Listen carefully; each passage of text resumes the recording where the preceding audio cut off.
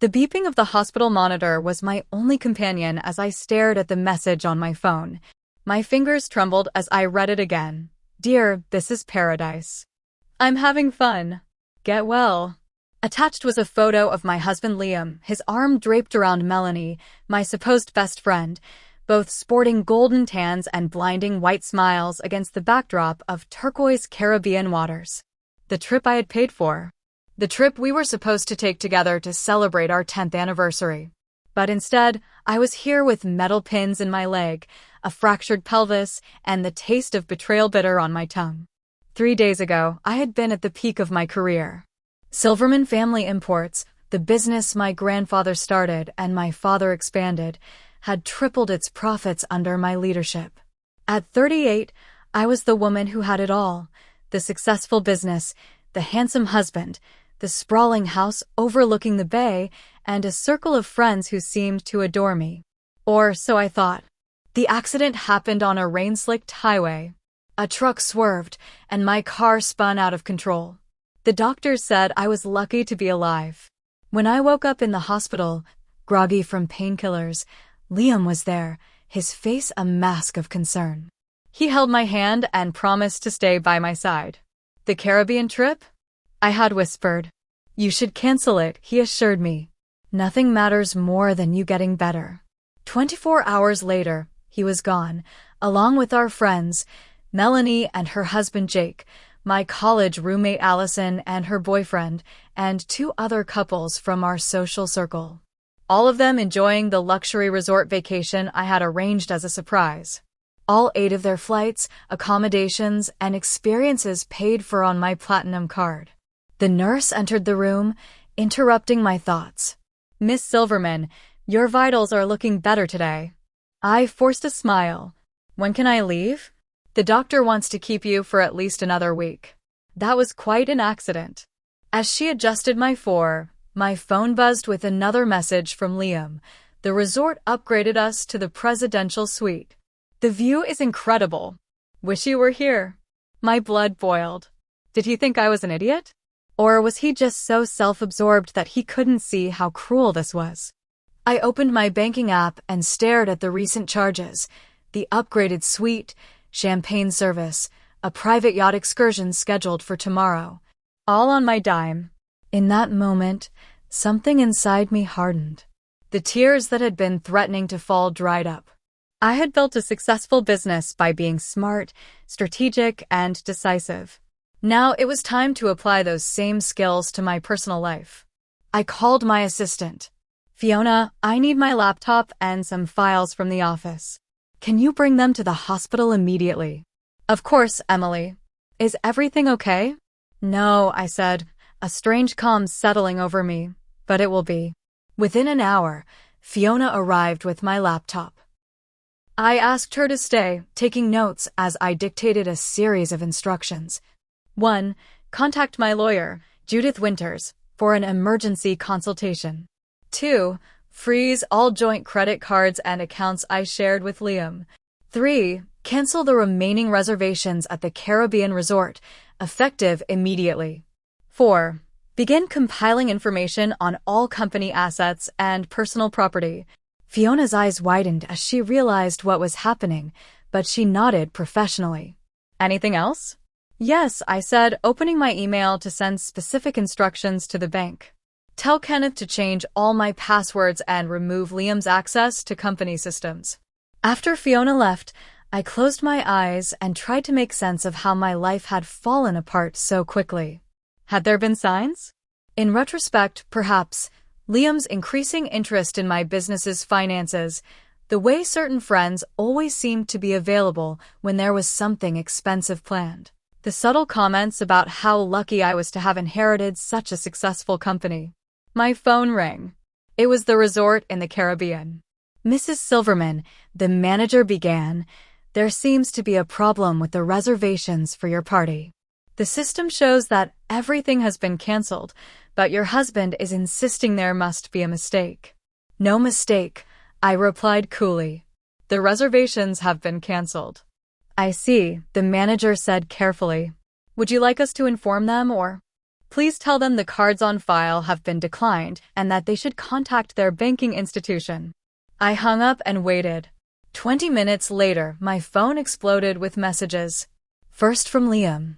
Emily, what's going on? The resort says everything's been canceled. Then from Melanie. There's some mix-up with the hotel. Can you fix it?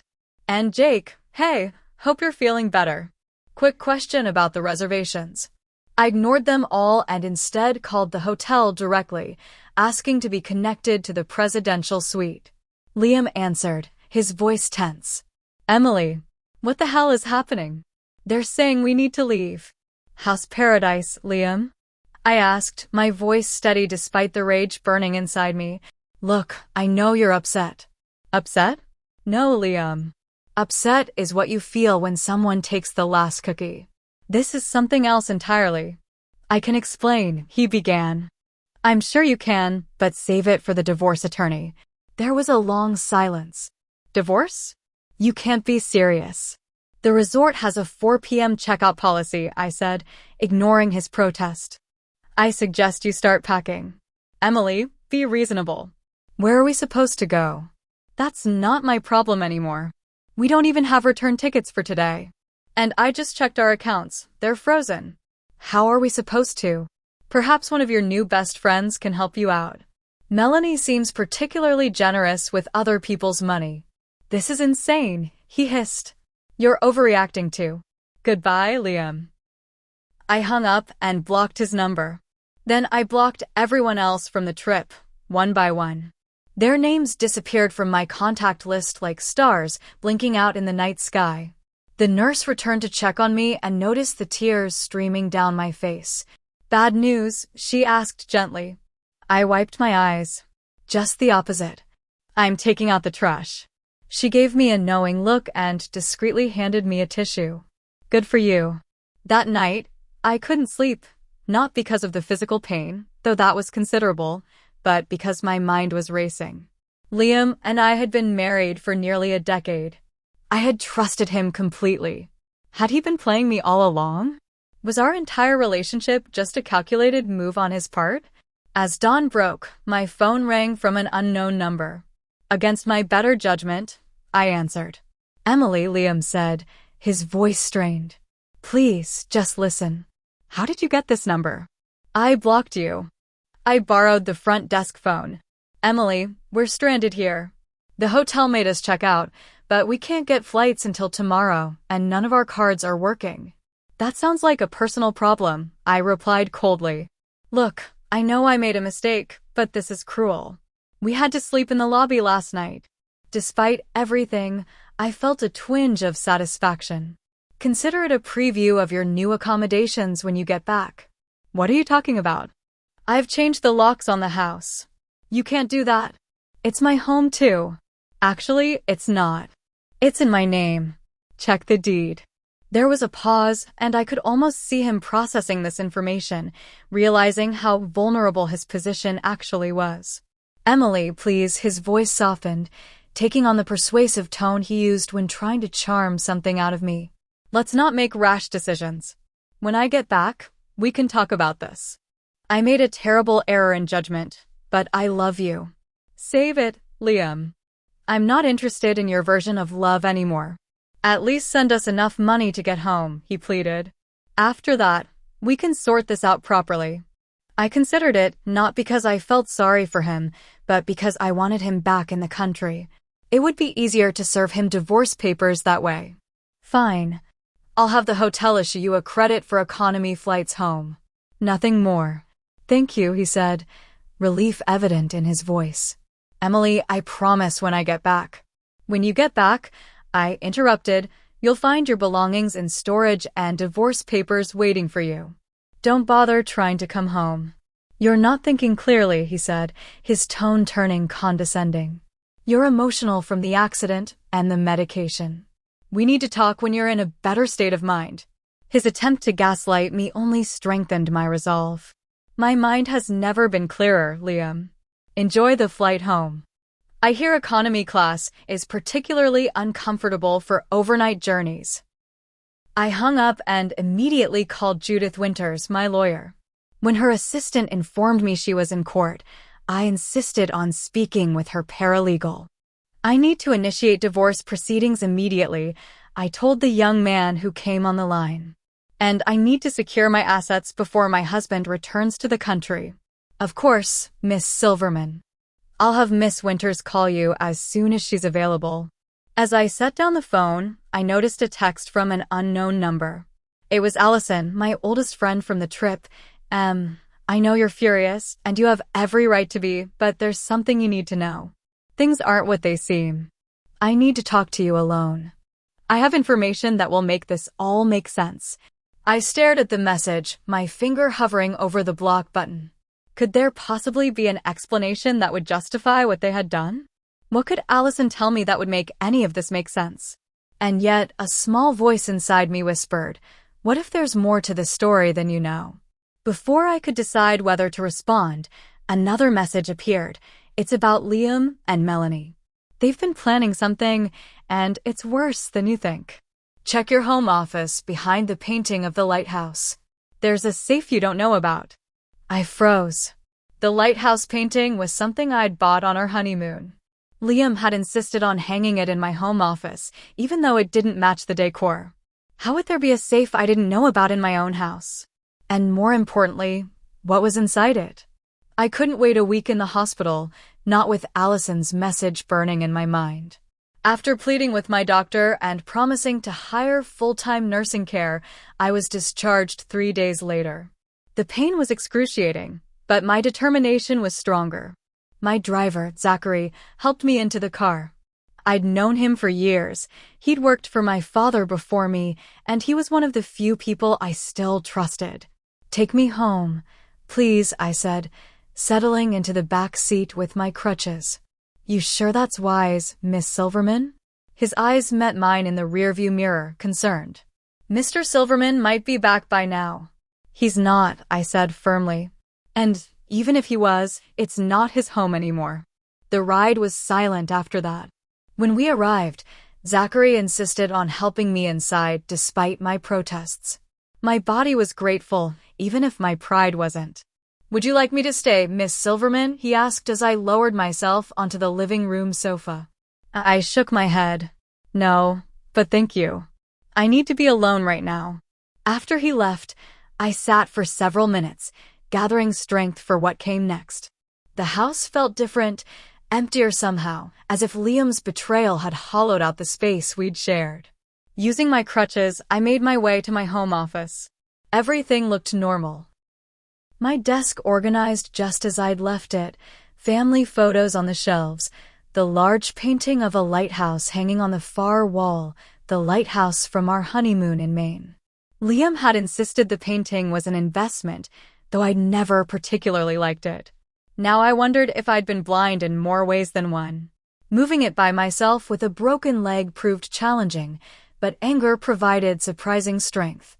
When I finally managed to shift it, I stared in disbelief. There it was, a small wall safe I'd never seen before, installed directly into the drywall. My hands trembled as I examined it, a digital keypad lock. What would Liam have used as a code? I tried our anniversary date. Nothing. His birthday. Nothing. My birthday. Still nothing. Then it hit me. The date we met. Not our first date, but the day he'd accidentally bumped into me at that charity auction. I'd later learn it wasn't accidental at all. The safe beeped and clicked open. Inside were several USB drives, a small notebook, and a thick folder labeled Silverman Acquisitions. My stomach twisted as I pulled out the contents. The notebook contained dates, names, and figures, meticulously documented meetings with my clients, details about company finances that Liam shouldn't have known. The folder held copies of business contracts, financial projections, and, most disturbingly, a detailed inventory of my personal assets right down to the valuation of my grandmother's jewelry. My hands shook as I connected one of the USB drives to my laptop. It contained spreadsheets tracking my company's international shipments, client information, and profit margins, proprietary information that would be valuable to competitors. The second drive held something worse. Recordings. My voice. Liam's. Conversations from my home office that I thought were private. He'd been recording me for years. In one file dated just 3 months ago, I heard Liam's voice speaking to someone whose voice I recognized immediately: Oliver Harmon, owner of our biggest rival company. She trusts me completely, Liam was saying.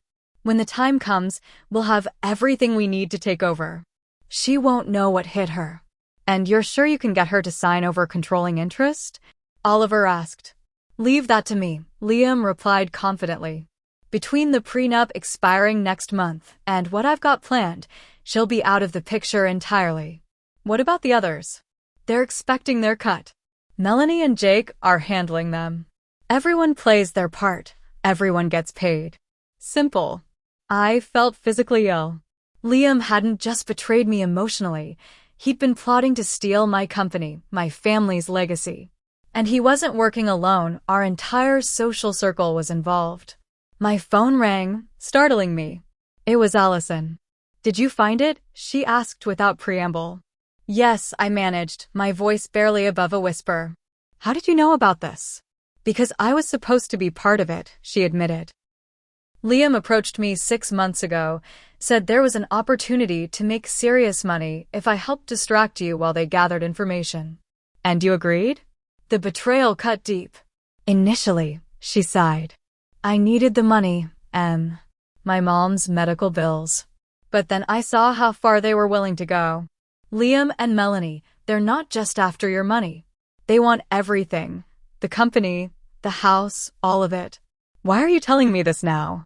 Why not before? I tried to back out 2 months ago. They threatened me, said they'd make sure I'd lose everything if I warned you. I've been gathering evidence, trying to figure out how to tell you without putting us both at risk. So why come clean now? The accident changed things. It wasn't an accident, Emily. My blood ran cold. What are you saying? The truck that forced you off the road. Jake knows the driver. I overheard them arguing about it at the resort. Liam wanted you incapacitated long enough to execute the final part of their plan. The room seemed to spin around me. They tried to kill me? I don't know if that was the intention or if they just wanted you hospitalized, Allison said quietly.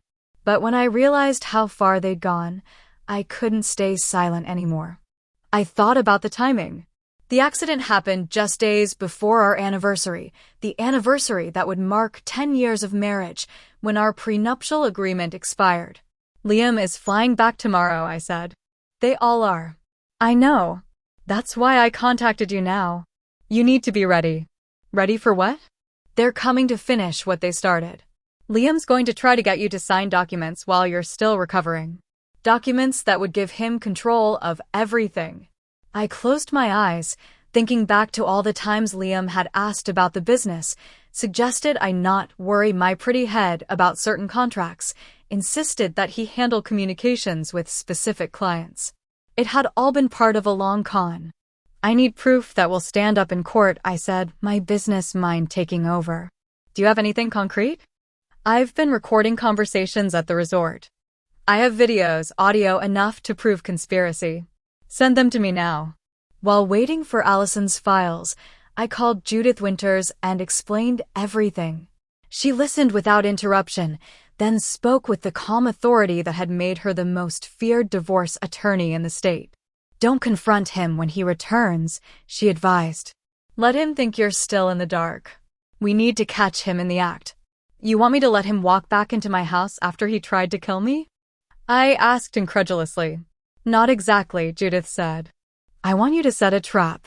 And I want to be there when it snaps shut. We spent the next hour formulating a plan. By the time we finished, Allison's files had arrived, videos confirming everything she'd told me and more.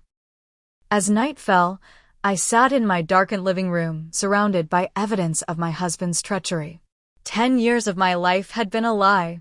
The man I loved had never existed. My phone buzzed with a message from Liam, landing in 3 hours. We need to talk. I've been doing a lot of thinking, and I know how to make this right. Right. I bet you have. I thought, typing a response that would set our plan in motion. You're right. I've been emotional. Come home, and we'll figure this out together. His reply came instantly. That's my girl. See you soon. I put down the phone and looked at the chessboard in the corner of the room, a gift from my father. Always think 5 moves ahead, he used to say. Liam believed he was playing a master game. He had no idea who he was really up against. As I waited for morning, a strange calm settled over me. Tomorrow, Liam would walk through that door expecting to find a broken woman ready to sign away her birthright. Instead, he was going to find me. Morning arrived with the sound of a key turning in the front door.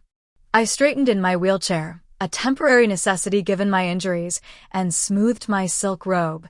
On the coffee table before me sat a pot of coffee, 2 cups, and a stack of documents Judith had prepared. Emily? Liam's voice called out. I heard him set down his luggage in the foyer. In the living room, I answered, keeping my voice neutral. He appeared in the doorway, looking tanned but tired. His usual confident smile faltered when he saw me in the wheelchair, bruises still visible on my face. My God, he said, rushing forward. I had no idea it was this bad. I raised a hand to stop him before he could embrace me. I'm managing. He hesitated, then took a step back, adjusting his approach. I know you're angry. You have every right to be. Going on that trip was inexcusable. Coffee? I offered, gesturing to the pot. Liam looked momentarily confused. His eyebrows rose in surprise. You do? Yes. The accident made me realize how fragile life is, how quickly everything can change. I gave him a small smile. I've been doing a lot of thinking while you were away. Relief washed over his face. He thought I was backing down. I have too. I never should have left you here alone. No, I agreed, you shouldn't have. Liam leaned forward, taking my hand in his. His touch, once comforting, now made my skin crawl. I promise I'll make it up to you. I'll take care of everything while you recover. That's actually what I wanted to discuss. I pulled my hand away and reached for the documents on the table. I've been worried about the business with me in this condition. Someone needs to take charge. His eyes gleamed with barely concealed excitement. I've been saying that for years. You work too hard. Let me handle things for a while. I've had papers drawn up, I said, sliding the folder toward him. Temporary management authorization. Nothing permanent, just until I'm back on my feet. Liam tried to appear reluctant, but I could see the triumph in his eyes. If you're sure that's what you want. I'm sure. I watched as he opened the folder, scanning the legal documents inside. Sign where the tabs are, and it's done. He pulled out a pen, barely skimming the text. Judith had made the document look legitimate, but filled it with legal jargon complex enough to discourage careful reading. Just as Liam was about to sign, the doorbell rang. His pen paused midair. Are you expecting someone? Just my nurse, I lied smoothly. She comes every morning to help me with physical therapy. Liam nodded and returned his attention to the papers. The doorbell rang again, more insistently. Should I get that? He asked. If you wouldn't mind. He set down the pen with obvious reluctance and headed for the door. I heard muffled voices, then Liam returned, his face pale. Behind him walked Judith Winters, followed by 2 police detectives and, to my surprise, Allison. What's going on? Liam demanded, looking from me to the newcomers. Liam Silverman, one of the detectives asked. Yes. We'd like to ask you some questions concerning the accident involving your wife 3 days ago. Liam's expression shifted from confusion to careful neutrality. Of course. Anything to help. I wheeled myself slightly forward. Liam was just about to sign some papers for me. Perhaps he should finish that first. Judith stepped forward. Actually, I'd advise against signing anything, Mr. Silverman. She turned to me.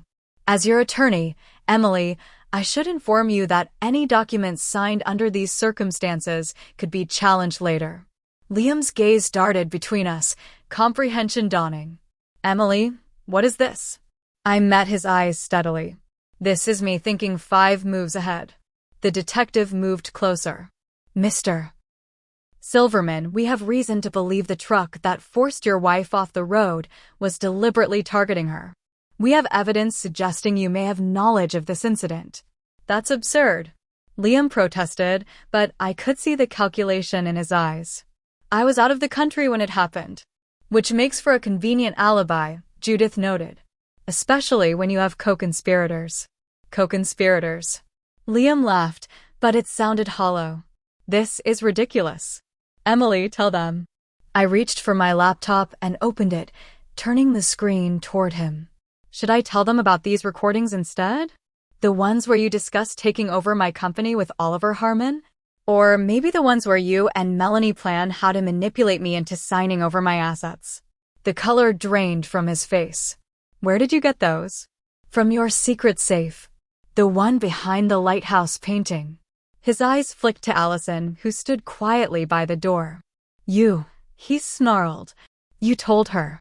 Allison stepped forward.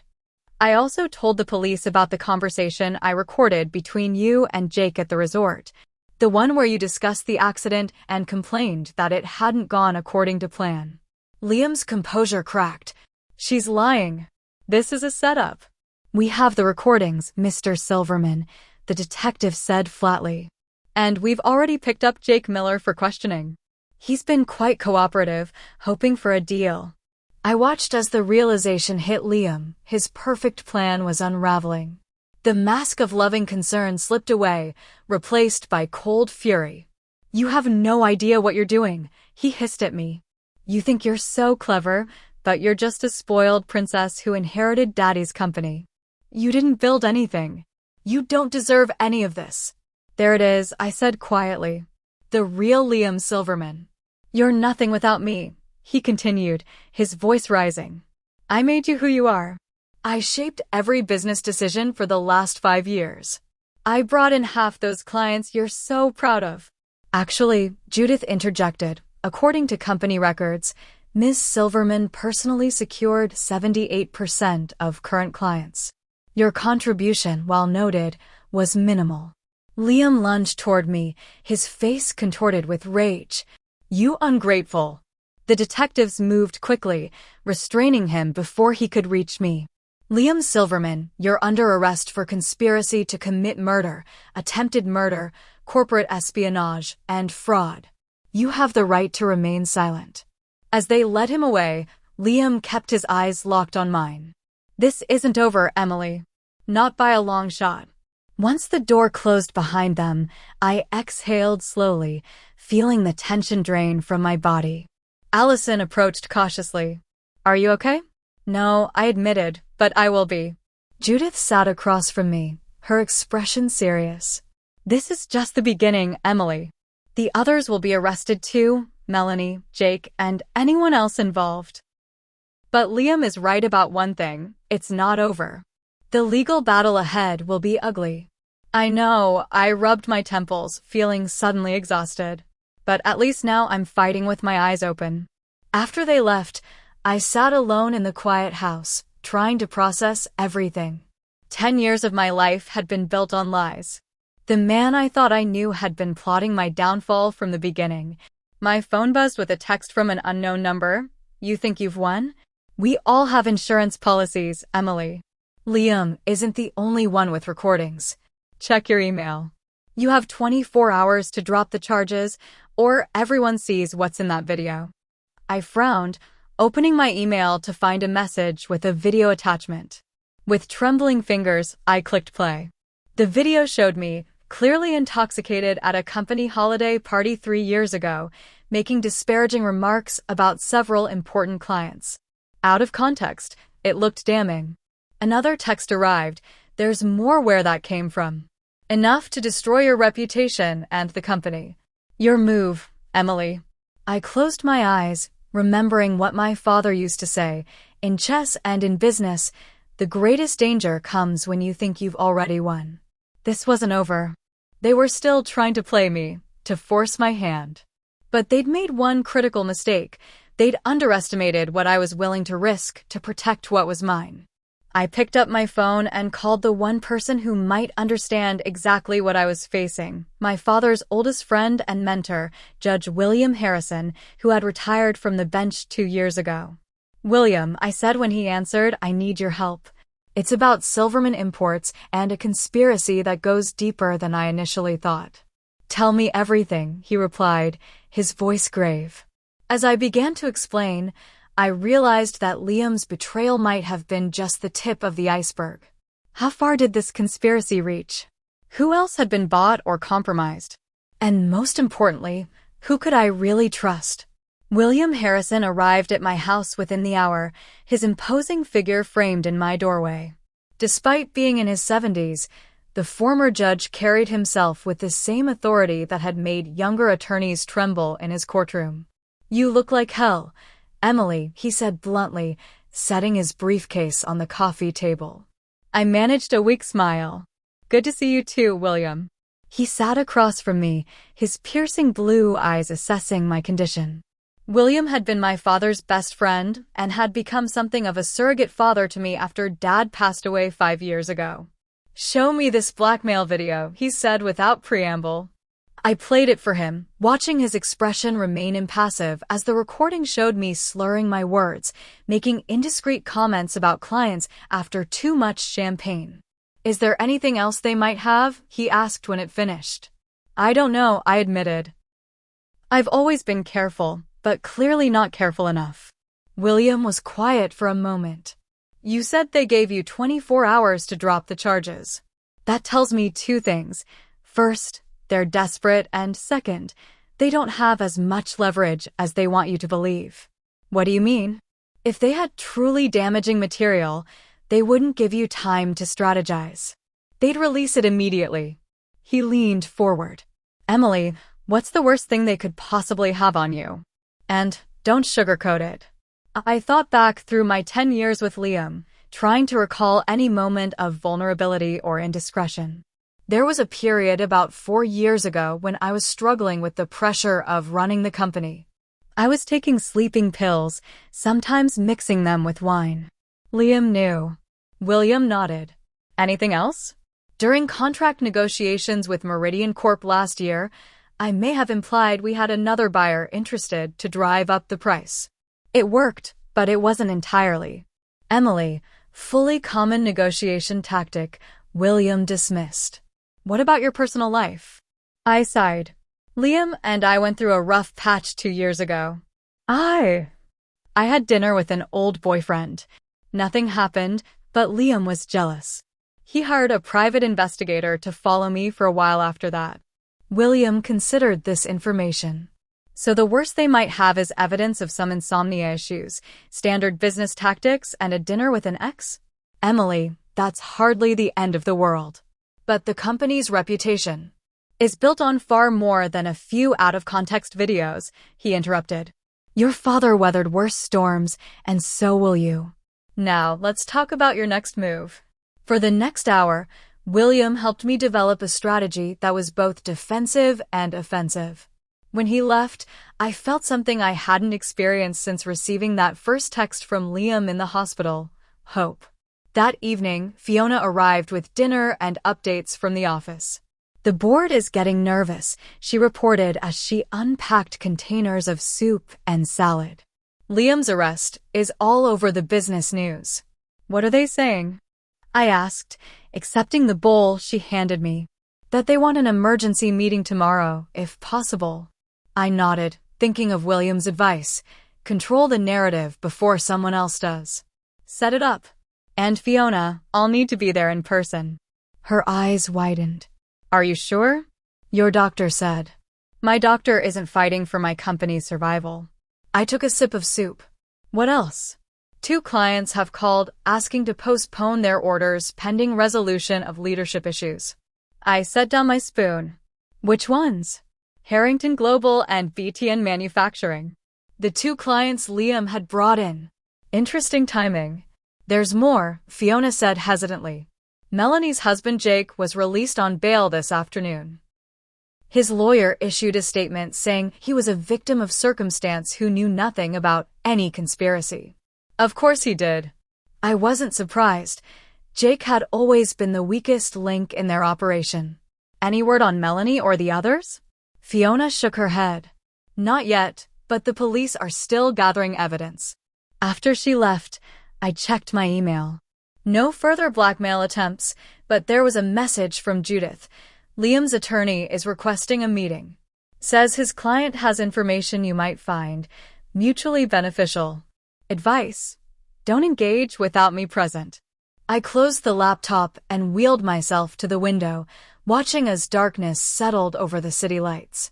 Tomorrow would be decisive, facing the board, dealing with Liam's attorney, and deciding whether to call the blackmailer's bluff.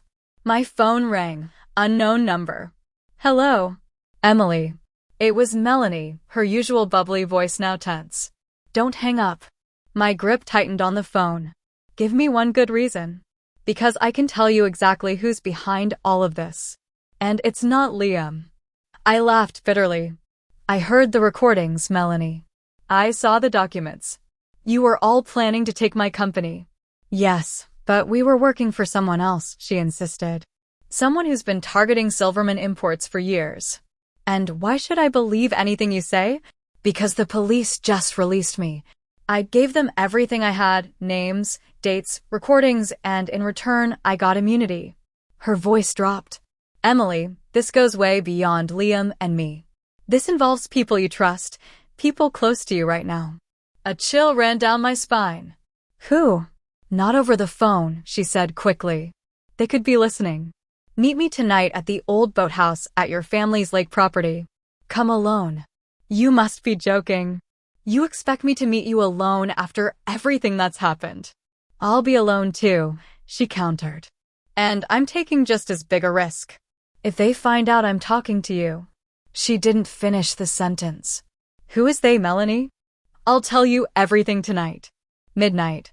The boathouse. She hung up. I sat motionless, contemplating her words. It could be a trap, probably was a trap. And yet, what if she was telling the truth? What if Liam wasn't the mastermind, but merely a pawn in someone else's game? I called William. It's a setup, he said immediately after I explained Melanie's call. Almost certainly. I agreed. But what if it's not? What if there's more to this conspiracy than we know? Then she can tell it to the police, William replied firmly. Emily, you're in no condition to go anywhere, especially not to an isolated location to meet someone who helped plot against you. He was right, of course. And yet I couldn't shake the feeling that Melanie's call contained a kernel of truth. Liam was ambitious and manipulative, but was he clever enough to orchestrate this entire conspiracy? Or was he, as Melanie suggested, working for someone else? I'll have Judith contact Melanie's lawyer, William continued. If she genuinely has information, there are proper channels. By then it might be too late, I interrupted. The board meeting is tomorrow. If there's someone else pulling the strings, someone who might be a board member or have influence over them. William was silent for a moment. At least let me come with you, he said. She said to come alone. And I say that's how people end up as headlines, he retorted. Listen, I'll stay out of sight. She won't know I'm there. I considered the options. The smart choice was to ignore Melanie entirely. But when had playing it safe ever built a business empire? Fine, I relented. But stay completely hidden. If this is legitimate, I don't want to spook her. After hanging up, I sat in silent contemplation. The blackmail deadline was approaching, the board was convening tomorrow, and now Melanie was claiming there was an invisible puppet master behind it all. How much more complicated could this get? As if in answer to my question, my laptop pinged with a new email. It was from an encrypted address I didn't recognize. The subject line read simply, "What Liam never told you." With a sense of foreboding, I opened it. Inside was a single document, a paternity test dated 8 years ago, just after Liam and I were married. According to the results, Liam had fathered a child. The mother's name had been redacted, but the timing meant it had happened right around our wedding. Below the document was a message. The woman was paid for her silence. The child was given up for adoption. Ask yourself, Who arranged this cover-up? It wasn't Liam, he didn't have that kind of money then. Who in your life would go to such lengths to protect your marriage, and why? I stared at the screen, my mind racing through possibilities. Could this be another manipulation, or was someone actually trying to help me? The clock on the wall showed 10:30 p.m. In less than 2 hours, I was supposed to meet Melanie at the boathouse, and suddenly I had a lot more questions that needed answering. As I prepared to leave, a final text arrived from the blackmailer. Time's running out, Emily. Drop the charges by morning, or everyone sees who you really are. I looked at the message and felt a strange sense of clarity. They were right about one thing. Time was indeed running out. But not for me. The family lake house had been my sanctuary since childhood. Now, as Zachary drove me down the winding road toward it, the place felt ominous.